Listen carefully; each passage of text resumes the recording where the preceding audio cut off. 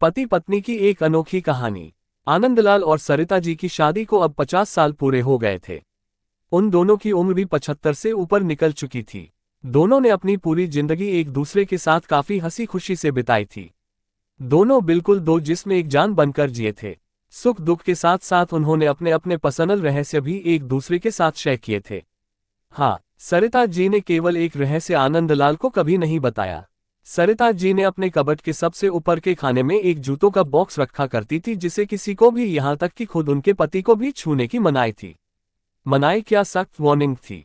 सरिता जी ने पति से कह रखा था कि समय आने पर वो उस बॉक्स का राज उन्हें जरूर बताएगी। आनंदलाल को भी इस बात से कोई परहेज नहीं था। हंसते खेलते कई दशक बीत गए। उम्र ढल गई, शरीर कमजोर हो गए और कई बीमारियां हावी हो गई। सरिता जी बीमारियों से जूझते जूझते हार मानने लगी। तब अपना आखिरी समय करीब है ये जानकर उन्होंने आनंदलाल को अपने पास बुलाया और अपने जीवन का वो एकमात्र राज जो उनके कबर्ड में बंद था उसको उससे परिचित करवाया। सरिता जी ने अपने पति को उस बॉक्स को लाने के लिए कहा। आनंदलाल उस बॉक्स को लेकर आए और उसे ओपन किया तो वो देखकर हैरान हो गए कि उस बॉक्स में 2 खरोची हुई छोटी डॉल्स और ढेर सारे नोट पैसे थे। आनंदलाल ने सरिता से उन डॉल्स के बारे में पूछा। सरिता जी ने कहा, जब मेरी शादी होने वाली थी तब मेरी दादी ने मुझे समझाया था कि अगर अपनी शादी को लंबे समय तक चलाना चाहती हो तो एक दूसरे से जितनी हो सके आर्ग्यूमेंट्स और शिकायतें कम हो उसका ध्यान रखना, और उन्होंने उसके लिए मुझे ये डॉल्स का तरीका भी बताया था जिसमें जब भी मुझे तुमसे कोई शिकायत हो तब एक डॉल को खुरचकर उसे संभाल कर रख लेना।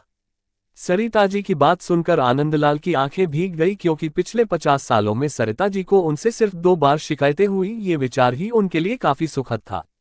बाद में उन्होंने उन ढेर सारी 100 की नोटों के बारे में पूछा जो गिनती करने पर 1 लाख से भी ज्यादा की थी। सरिता जी ने कहा कि ये नोट मैंने तब इस बॉक्स में डाली जब जब मैंने आपके साथ कोई खुशी या संतोष के पल बिताए।